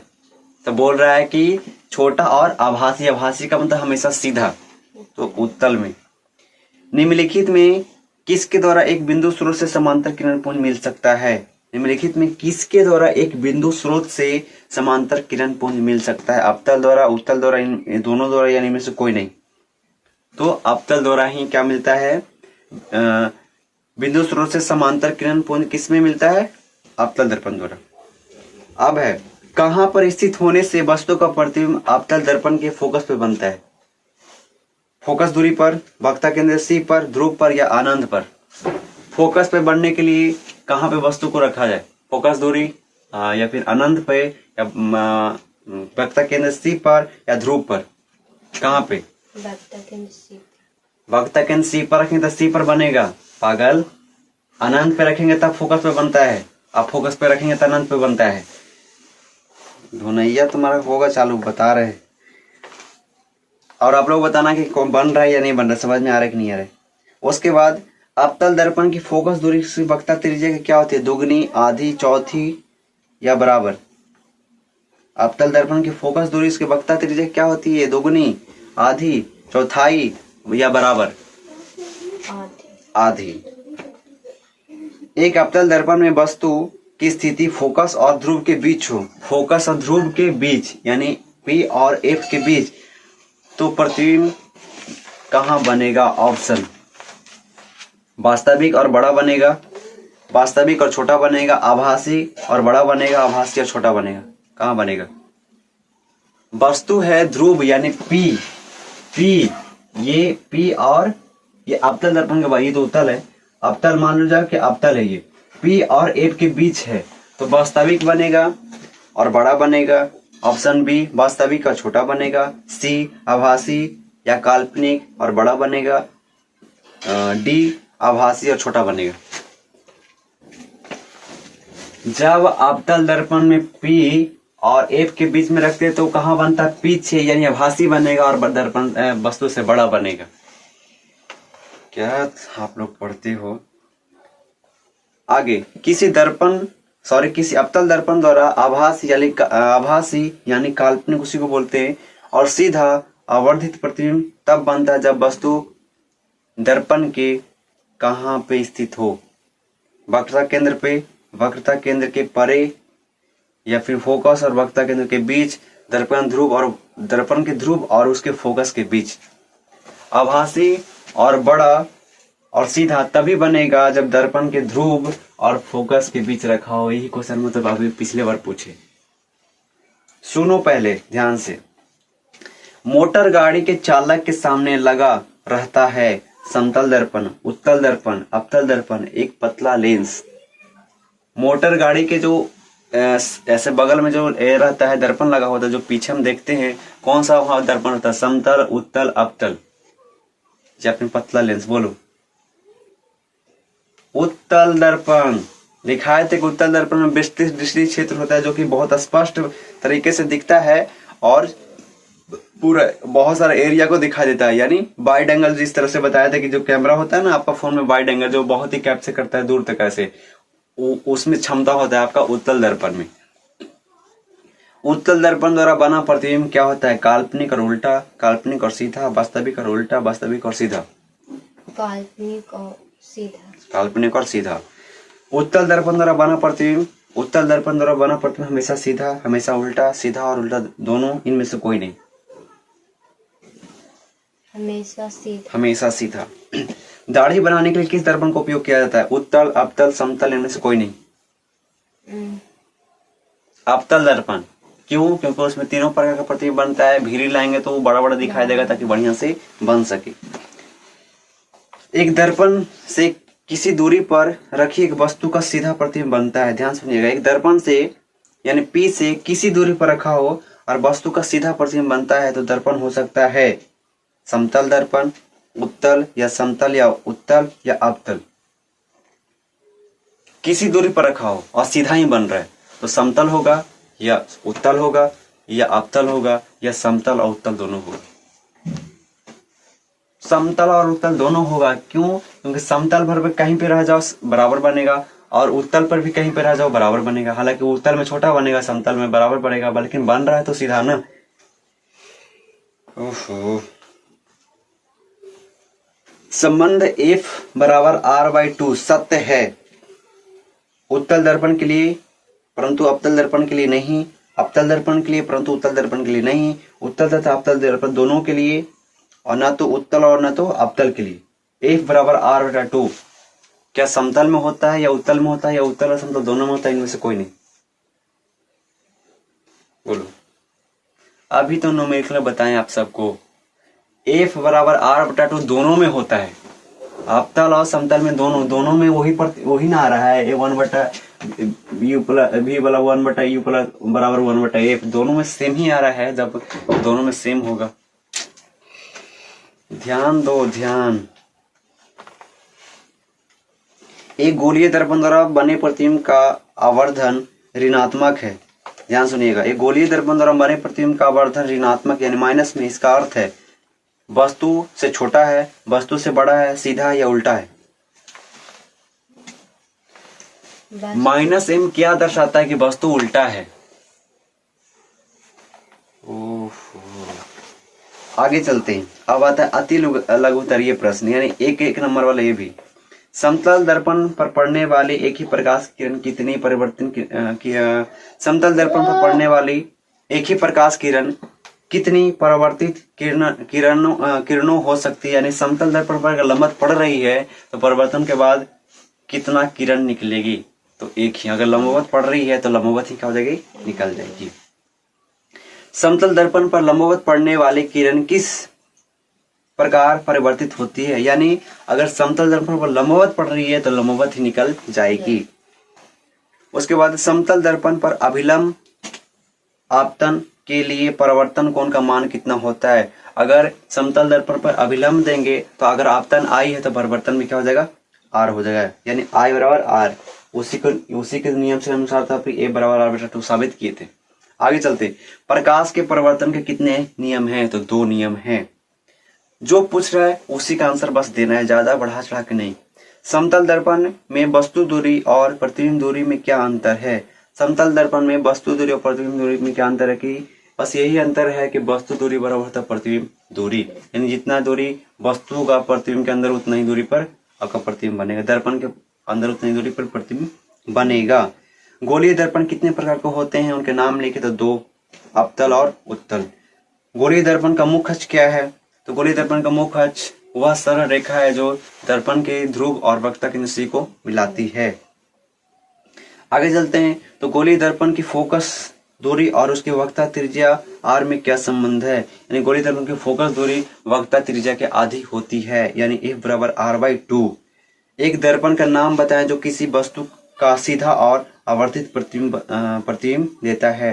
यानी एक दर्पण का नाम एक बता रहा है, एक दर्पण का नाम है जो किसी वस्तु का सीधा और आवर्धित प्रतिबिंब देता है, यानी बड़ा, सीधा और बड़ा। तो क्या हो जाएगा? सिर्फ और सिर्फ नहीं बोल रहा, सिर्फ बोल रहा है कि एक दर्पण के नाम बता जो किसी वस्तु का सीधा और क्या आवर्धित प्रतिबिंब दे सके। यानी क्या हो जाएगा? सीधा और बड़ा तभी देगा। ये क्या होगा? किसमें देगा? सीधा और बड़ा किसमें होगा बताइए? सीधा और आवर्धित, सीधा और आवर्धित बोलेंगे, सीधा और आवर्धित बोलेंगे। ये आपका होगा अवतल में ही होगा। कब होगा? जब चाहे तो ध्रुव पर रखा हो या ध्रुव और फोकस के बीच में। बड़ा किसमें होगा? समतल में बराबर बनता है, उत्तल में छोटा बनता है। बड़ा किसमें बनेगा? तो अवतल में बनेगा। आवर्धित तब बनेगा जब फोकस ध्रुव पर रखा हुआ है या फिर ध्रुव या फोकस के बीच रखा हुआ, तो सीधा बनेगा। और बड़ा किसमें देगा? तो अवतल में, या सीधा भी हो सकता है, उसमें सीधा बनता है। यानी इसका हो जाएगा आंसर अवतल दर्पण। आगे चलते हैं। एक अवतल दर्पण द्वारा आभासी प्रतिबिंब बनने के लिए वस्तु का स्थान कहाँ होना चाहिए? यानी अभी तो बताएं, एक अवतल दर्पण में आभासी प्रतिबिंब अगर बनाना है तो उसका पॉइंट होगा, वस्तु का पॉइंट होगा, चाहे तो ध्रुव पर रख दो तो ध्रुव पर ही बनेगा, ठीक है, क्या बोल रहे हैं, हाँ ध्रुव पर ही बनेगा, सीधा बनेगा, ठीक है, और या फिर ध्रुव और एफ के बीच रख दो, तो ध्रुव और एफ के बीच आंसर है इसका। उसके बाद चलते हैं आगे। तो यदि कोई वस्तु किसी अवतल दर्पण की वक्रता के सी पर रखी हो तो उसका प्रतिबिंब कहाँ बनेगा? सी पर रखा हो तो सी पर ही बनेगा, उल्टा बनेगा और वस्तु के बराबर बनेगा। 10 सेंटीमीटर फोकस दूरी वाले अवतल दर्पण में 15 सेंटीमीटर दूरी पर रखी वस्तु के प्रतिबिंब की आकृति क्या होगी? यानी फोकस दूरी है 10 सेंटीमीटर और अवतल दर्पण में लिखा हुआ है और वस्तु दूरी है 15 सेंटीमीटर, तो आपको यू निकालना है। यू निकाल लो। एफ दिया हुआ है 10 सेंटीमीटर, ए बराबर -10 सेंटीमीटर, यू बराबर -15 सेंटीमीटर, और तो भी आपको निकालना है, तो भी निकल जाएगा ना, -1/एफ से क्या निकालना है, हाँ 1/v निकालना है, यानी 1/v बराबर 1/f माइनस 1/u, ऐसे क्या करना, मान बैठा के निकाल लीजिएगा।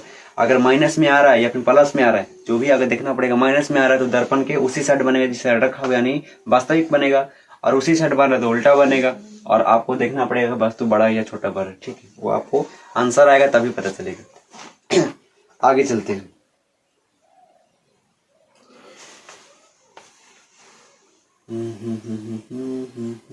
चलिए, अवतल दर्पण के किसी दूरी पर एक वस्तु को रखा जाए, एक वस्तु को रखा जाए जिससे कि प्रतिबिंब आकार वस्तु के आकार के बराबर होगा, तो वक्र तक सी पर रखा जाए तो प्रतिबिंब का आकार वस्तु के आकार के बराबर होगा। किस गोलीय दर्पण में केवल काल्पनिक प्रतिबिंब बनता है? केवल और केवल काल्पनिक। किस गोलीय दर्पण में हो रहा है? कौन सा गोलीय दर्पण? गोलीय दर्पण में कौन सा दर्पण आता है? अवतल उत्तल दोनों ही खाली आता है, और इसमें बोला है सिर्फ और सिर्फ काल्पनिक, तो सिर्फ और सिर्फ काल्पनिक उत्तल में बनता है, और अवतल में तीनों बनता है, ठीक है, सॉरी दोनों बनता है, काल्पनिक और वास्तविक दोनों, सिर्फ और सिर्फ बोल रहा है तो उत्तल। क्या एक उत्तल दर्पण किसी वस्तु का वास्तविक प्रतिबिंब बना सकता है? क्या उत्तल दर्पण किसी वस्तु का वास्तविक प्रतिबिंब बना सकता है? नहीं, सिर्फ और सिर्फ काल्पनिक बनता है। एक दर्पण की फोकस दूरी -15 सेंटीमीटर है, या अवतल दर्पण या उत्तल दर्पण? माइनस है तो कहाँ कौन होगा?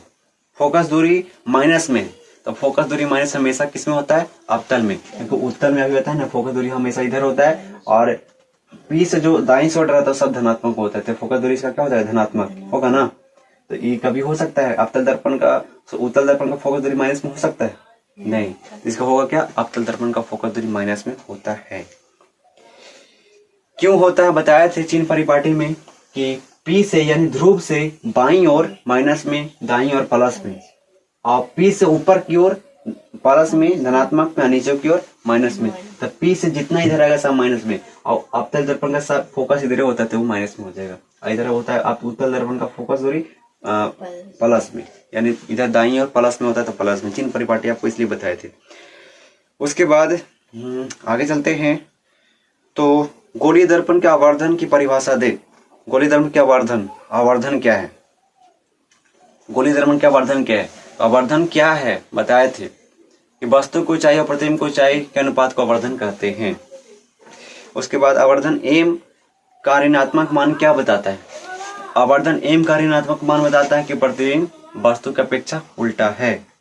बात समझ में आ रही है? 1 मिनट।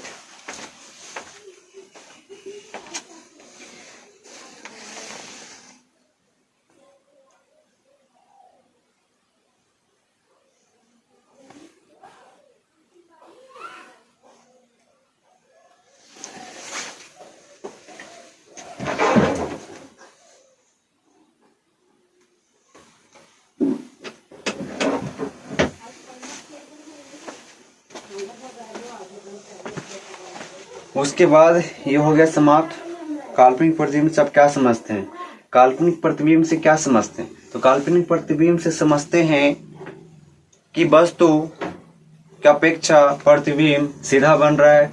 क्या बन रहा है? सीधा बन रहा है। समझ में आ रहा है ना? हाँ। उसके बाद है लघु उत्तरीय प्रश्न। अब समांतर अभिसारी किरण कुछ क्या है, सब बताया हुआ है। पारदर्शी, पारभासी, अपारदर्शी क्या है भी बताया हुआ है। प्रकाश के परिवर्तन के नियम बताया हुआ है। वास्तविक और आभासी प्रतिबिंब में क्या अंतर है, ये भी बता दिए। वास्तविक और आभासी क्या है, प्रतिबिंब ये भी बता दिए, अपना अंतर कर लीजिएगा। समतल दर्पण द्वारा बने प्रतिबिंब किन 3 विशेषताओं को लिखे, ये भी बताया हुआ है। अवतल तथा उत्तल दर्पण में अंतर स्पष्ट कर, ये भी बताया हुआ है। गोलीय दर्पण की वक्रता त्रिज्या सब क्या समझते, ये भी बताया हुआ है। उसके बाद किस दर्पण में केवल काल्पनिक प्रतिबिंब बनता है, तो ये भी बताया हुआ है। अवतल या उत्तल, तो उत्तल या समतल, ये सब बताया हुआ है। उत्तल दर्पण का उपयोग वाहनों के साइड मिरर या पीछे देखने के लिए आईने के रूप में क्यों किया जाता है, उत्तल दर्पण का उपयोग सब लिखा हुआ है।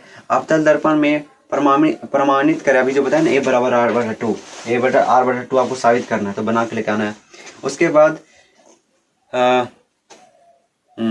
आनंद और वक्रता केंद्र C के बीच रखी वस्तु का अवतल दर्पण में बने प्रतिबिंब का निर्धारित स्वच्छ चित्र के किरण आरेख से खींचे। यानी आनंद और वक्रता केंद्र C पर कोई वस्तु रखा हुआ है, उसका प्रतिबिंब कहाँ और कैसे बनेगा, एक चित्र के साथ बनाना है, ये सब बताया हुआ है। उसके बाद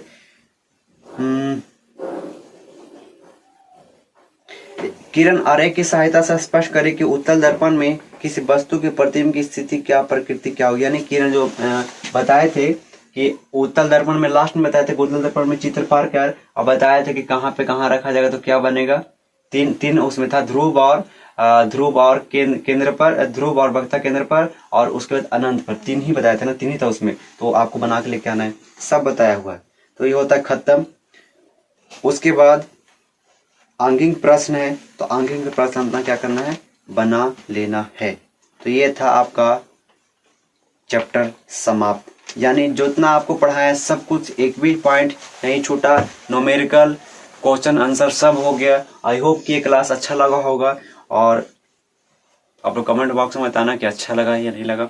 और नेक्स्ट क्लास फिजिक्स ही चालू होगा, कल से क्या होगा, फिजिक्स चालू होगा, जिसका चैप्टर का नाम होगा प्रकाश का अपवर्तन। ये पढ़ रहे थे प्रवर्तन और अपवर्तन पढ़ेंगे, क्या पढ़ेंगे, अपवर्तन, प्रकाश का अपवर्तन। तो कल के लिए क्लास के लिए एक्साइटेड मैं भी हूँ पढ़ाने के लिए।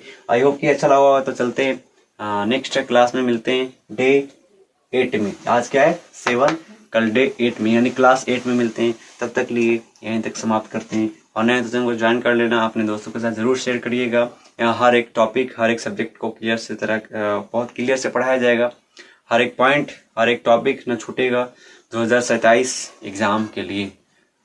तो चलते हैं, मिलते हैं नेक्स्ट क्लास में। आज तक लिए जय हिंद।